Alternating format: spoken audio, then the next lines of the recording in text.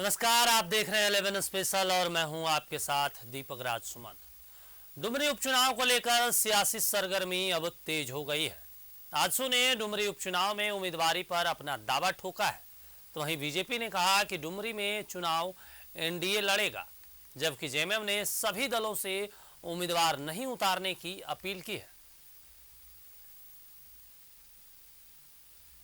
उपचुनाव की सरगर्मी तेज, आजसू ने ठोका उम्मीदवारी पर दावा। डुमरी उपचुनाव की डुगडुगी भले ही नहीं बजी है, लेकिन उपचुनाव को लेकर राजनीतिक दलों की सरगर्मी तेज हो गई है। आजसू ने डुमरी उपचुनाव में उम्मीदवारी पर दावा ठोका है। लंबोदर महतो ने कहा कि डुमरी में आजसू मजबूत है, जबकि बीजेपी के प्रदेश अध्यक्ष ने कहा है कि उपचुनाव में एनडीए चुनाव लड़ेगा। उम्मीदवार बीजेपी का हो या फिर आजसू का, मुद्दों की कमी नहीं है। पिछले चुनाव का परिणाम देख ले तो निश्चित रूप से आजसू पार्टी हमेशा से वहां पर दमदार और भारी है। पार्टी के पदाधिकारी और कार्यकर्ता, समर्पित और निष्ठावान कार्यकर्ता के बल पर आज भी वहां पर आजसू पार्टी काफी सशक्त और समर्थ है चुनाव जीतने को लेकर। तो निश्चित रूप से आजसू पार्टी चाहेगी कि झारखंड विधानसभा में एक सीट और आजसू पार्टी का बढ़े और हम निश्चित रूप से डुमरी विधानसभा क्षेत्र जीतने के लिए प्रयास करेंगे। भारतीय जनता पार्टी और आजसू जिस प्रकार से रामगढ़ के चुनाव हम लोग मिलकर के लड़े थे, उसी प्रकार से चाहे कमल का चुनाव चिन्ह हो चाहे केला का, दोनों क से शुरू होता है और इसलिए मिलकर के हम लड़ेंगे और फिर से वहां पर विजय पताका फहराने का काम करेंगे। 2019 में जेएमएम के जगन्नाथ महतो ने दर्ज की थी जीत। आजसू की यशोदा देवी को 34,000 से ज्यादा वोट से दी थी मात। तीसरे स्थान पर रहे बीजेपी के प्रदीप साहू को मिले थे 36,000 से ज्यादा वोट। जगन्नाथ महतो के निधन से खाली हुई है डुमरी सीट। जगन्नाथ महतो राज्य के शिक्षा मंत्री थे, लेकिन बीमारी के कारण उनका निधन हो गया। ऐसे में जेएमएम ने सभी दलों से चुनाव नहीं लड़ने की अपील की है और कहा कि जगन्नाथ महतो के परिवार के सदस्य को निर्विरोध जिताकर विधानसभा भेजना ही सच्ची श्रद्धांजलि है। मैं समझता हूँ इस उपचुनाव के लिए जो भी लोग अपने भागीदारी पेश करना चाहते हैं, जिस तरह से उनका राज के लिए समर्पित रहे, जनता के लिए समर्पित रहे और उनका जो कार्य था नैतिकता के तौर पर सभी दल को उनका समर्थन कर देना चाहिए और जो उनके परिवार से लोग आते हैं तो उनको सच्ची श्रद्धांजलि के रूप में उनको निर्विरोध विधायक के रूप में जाने देना चाहिए। डुमरी उपचुनाव की घोषणा बाकी है, लेकिन राजनीतिक दलों ने डुमरी के दंगल को लेकर कमर कस ली है, लेकिन उम्मीदवारी को लेकर कोई भी दल पत्ते खोलने से बच रहा है।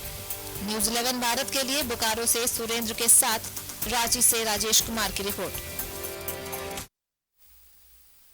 और इस पर ज्यादा जानकारी के लिए हमारे साथ हमारे सहयोगी राजेश लाइव जुड़े हुए हैं। राजेश, हमने दीपक प्रकाश के बयान को भी सुना, हमने जेएमएम के बयान को भी सुना और जो बीजेपी के गठबंधन सहयोगी हैं आजसू, उनका भी बयान सुना।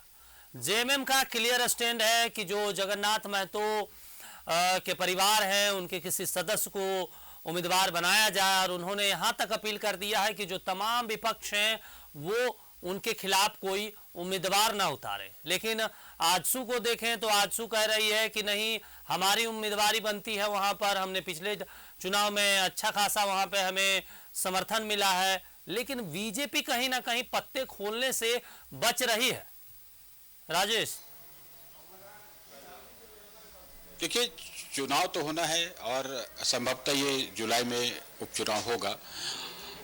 जेएमएम की यह सीट सिटिंग सीट है और जेएमएम का प्रत्याशी तो होगा ही, चूंकि शिक्षा मंत्री जगन्नाथ महतो एक अच्छे इंसान थे और उनके निधन के बाद यह सीट खाली हुई है, तो ये वाजिब सी बात है कि उनके परिवार के किसी सदस्य को वहाँ से उम्मीदवार बनाया जाएगा जेएमएम की ओर से। ये एक अपील जेएमएम की ओर से है या सत्ता पक्ष की ओर से है कि सच्ची श्रद्धांजलि अगर जगन्नाथ महतो को देनी है तो सभी लोग वहाँ पर एक ही जेएमएम के प्रत्याशी को समर्थन दे, कोई प्रत्याशी उतारे नहीं, ताकि चुनाव की स्थिति जो है वो नामांकन दाखिल करने के उपरांत जिस प्रकार से निर्विरोध चुने जाने की प्रक्रिया को पूरा किया जा सके। लेकिन ऐसा होता दिख नहीं रहा है, क्योंकि परिस्थितियाँ जो भी हो, थोड़ा सा इमोशनल मैटर जरूर है, लेकिन कहीं कोई सीट खाली होती है तो जो प्रमुख राजनीतिक दल है वो तो चुनाव लड़ते ही हैं, या उनका अलायंस लड़ता है, या फिर छोटी पार्टियां भी वहां पर भाग्य आजमाने से पीछे नहीं हटती,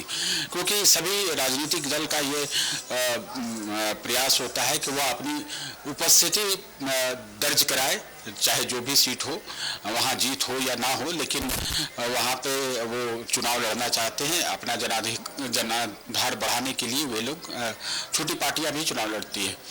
ऐसे में देखें तो अभी जो ताज़ा बयान आया है कि आजसू की स्थिति वहाँ पर मजबूत है, ऐसा उनके नेता कहते हैं, और कंपैरेटिवली जो 2019 में जो चुनाव हुआ था उसमें वो आंकड़े बता रहे हैं, वो जेएमएम के खाते में सीट गई थी, जगन्नाथ महतो वहाँ से जीते थे, दूसरे नंबर पर आजसू का प्रत्याशी था।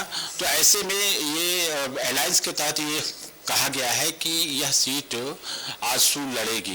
तो आजसू के जो नेता हैं उन्होंने ये बात रखी है, क्योंकि एनडीए के तहत बीजेपी और आजसू यहाँ झारखंड में दो प्रमुख दल हैं।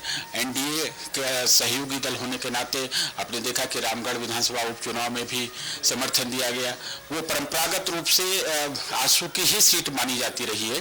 यह अलग बात है कि 2019 में तालमेल नहीं बिठा तो बीजेपी ने भी प्रत्याशी दिया और आजसू ने भी दिया, जिस कारण से ये हुआ कि कांग्रेस वहां से जीत गई। और इस बार अगर दोनों मिलकर साथ चुनाव लड़े तो देखिए परिणाम सबके सामने है, आजसू वहां से जीत गई। यहाँ पे प्रयास यही हो रहा है, आज दीपक प्रकाश ने ये संकेत जरूर दिया है, हम उसका अगर विश्लेषण करें तो ये लगता है कि संभवतः यह सीट आजसू के पास जाए, यानी आजसू वहां से चुनाव लड़े और बीजेपी वहां समर्थन दे। तो चुनाव होना है, अब राजनीतिक दल होने के नाते चुनाव लड़ते ही है। बीजेपी एक बड़ी पार्टी है और आजसू उसका सहयोगी दल है, तो उसमें अगर मिल बैठकर लोग बात करेंगे संभवतः आजसू को समर्थन दिया जा सकता है, बीजेपी समर्थन देगी और दोनों मिलकर वहां चुनाव लड़ेंगे और एक मिसाल कायम करने का प्रयास करेंगे, क्योंकि रामगढ़ विधानसभा उपचुनाव के बाद यह दूसरा उपचुनाव होगा डुमरी विधानसभा क्षेत्र का। तो कोशिश यह होगी एनडीए की ओर से कि यह सीट उसके पाले में आए। आजसू की स्थिति मजबूत होगी, क्योंकि अभी इनिशियल स्टेज है और सारी चीज़ों को देख के समझ के और देखा जाएगा कि प्रत्याशी कौन होता है, यह सब भी निर्भर करता है। बीजेपी यह जरूर देखना चाहेगी कि प्रत्याशी कैसा होता है, बेदाग प्रत्याशी है या नहीं, सीट निकालने की स्थिति उसकी है कि नहीं, विनेबिलिटी देखी जाती है कि वो प्रत्याशी का चेहरा कैसा है। जब जगन्नाथ महतो का निधन हुआ उसके बाद से एक राजनीतिक गलियारों में ये चर्चाएं चलती रही कि जगन्नाथ महतो के परिवार के किसी सदस्य को टिकट दिया जाएगा, लेकिन उसमें दो सदस्य में दो लोगों के नाम आते हैं। एक जगन्नाथ महतो की पत्नी का नाम आ रहा था, उसके बाद फिर उनके बेटे का। कुछ अभी स्पष्ट हुआ है जेएमएम की तरफ से कि किनको टिकट दिया जाएगा उपचुनाव में?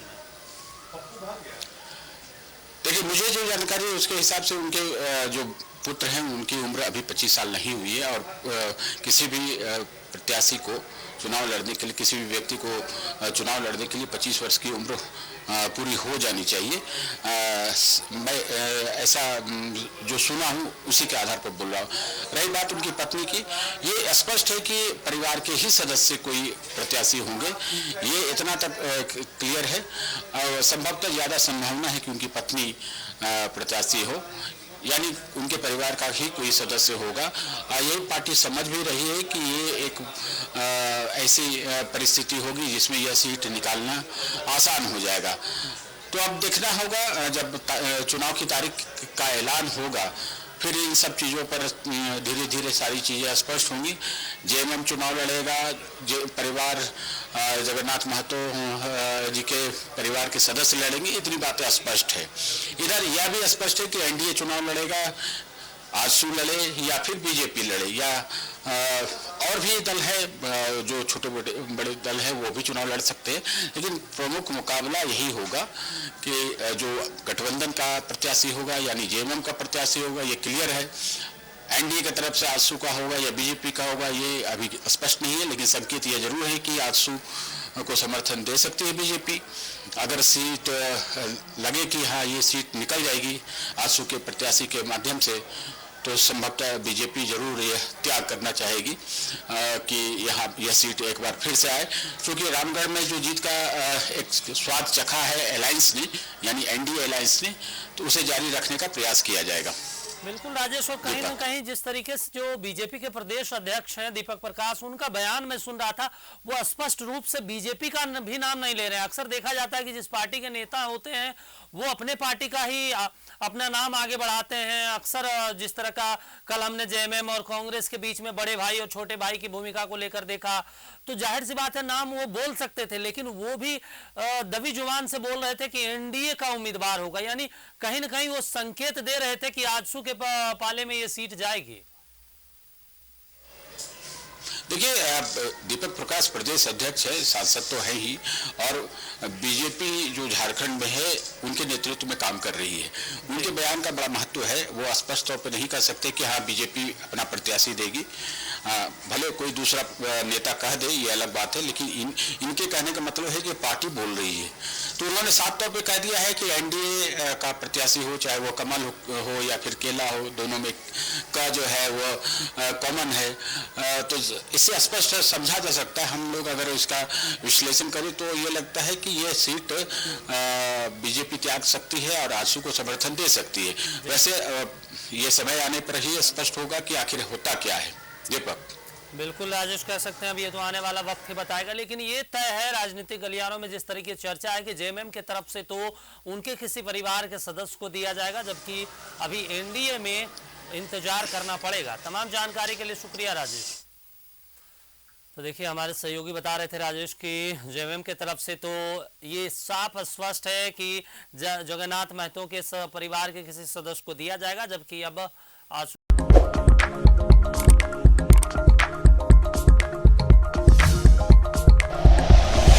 Like and share videos, subscribe करें हमारा चैनल और प्रेस करें बेल आइकॉन। News 11 भारत, सच है तो दिखेगा।